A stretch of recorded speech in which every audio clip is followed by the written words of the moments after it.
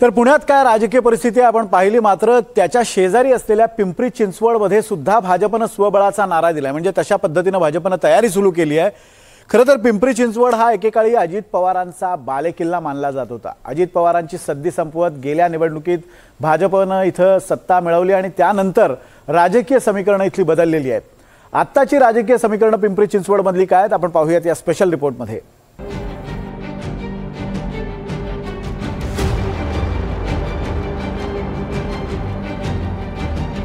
राष्ट्रवादी काँग्रेस आणि अजित पवारांचा बालेकिल्ला राहिलेल्या पिंपरी चिंचवड महापालिका निवडणुकीत भाजपनं स्वबळाचा नारा दिलाय। 2017च्या महापालिका निवडणुकीत अजित पवारांच्या बालेकिल्ल्याला भाजपनं सुरुंग लावला। आता 8 वर्षांनंतर डिसेंबर आणि जानेवारी दरम्यान महापालिका निवडणूक होण्याची शक्यता आहे। अशा वेळी महायुतीत एकत्र असलेले भाजप आणि अजित पवारांची राष्ट्रवादी पिंपरी चिंचवडमध्ये स्वबळ आजमावणार आहे।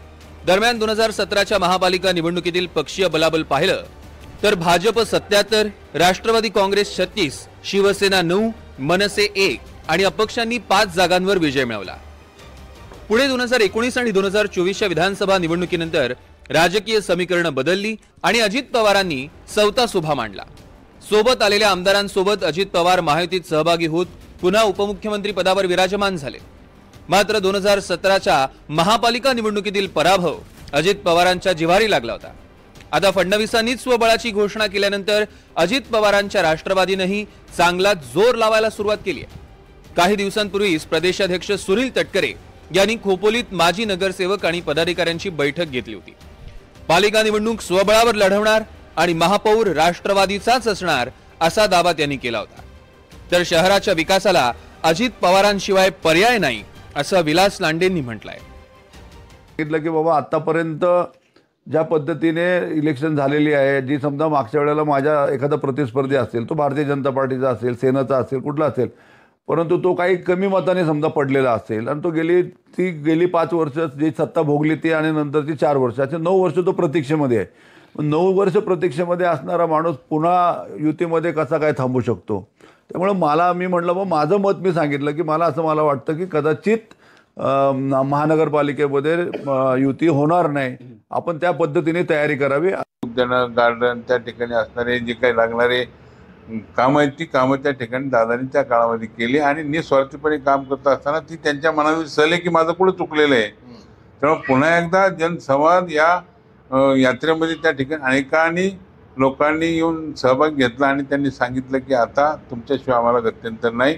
हे शहर वाचवायचं असेल तर अजितदादांच्यावरती विश्वास ठेवून पुन्हा एकदा या महानगरपालिकेमध्ये राष्ट्रवादीच महापौर याची आम्हाला खात्री आहे। दिवंगत आमदार लक्ष्मण जगताप यांच्या नेतृत्वाखाली 2017 मध्ये पिंपरी चिंचवड महापालिकेतील अजित पवारांची सत्ता भाजपनं मोडून काढली होती।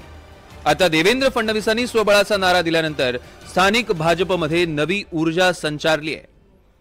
आमची तयारी पूर्ण झाली आहे आणि महापौर आमचाच होईल असा दावा विद्यमान आमदार शंकर जगतापांनी केलाय।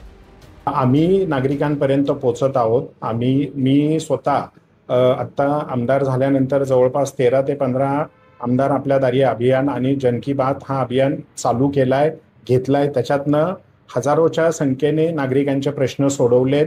काही प्रलंबित प्रश्न आहेत तेही सोडवण्याचा प्रयत्न करत असतो। याच्यातनं निश्चितच आमची पूर्ण तयारी झाली आहे आणि ज्या पद्धतीने जनतेला आम्हाला केंद्रातही मॅन्डेट दिलं, राज्यातही दिलं, त्याच पद्धतीने इथे महापालिकेमध्ये सुद्धा आमचाच महापौर असेल आणि आम्हालाच मॅन्डेट मिळेल। भाजप आणि अजित पवारांची राष्ट्रवादी सरकारमध्ये एकत्र असले तरी पुणे आणि पिंपरी चिंचवडमध्ये दोन्ही पक्ष वेगळे लढणार हे निश्चित मानलं जात आहे। अशा वेळी भाजप सत्ता कायम राखणार की अजित पवार आपला गड पुन्हा मिळवण्यात यशस्वी होणार हे पाहणं महत्त्वाचं असणार आहे। सूरज कसबे, NDTV मराठी, पुणे।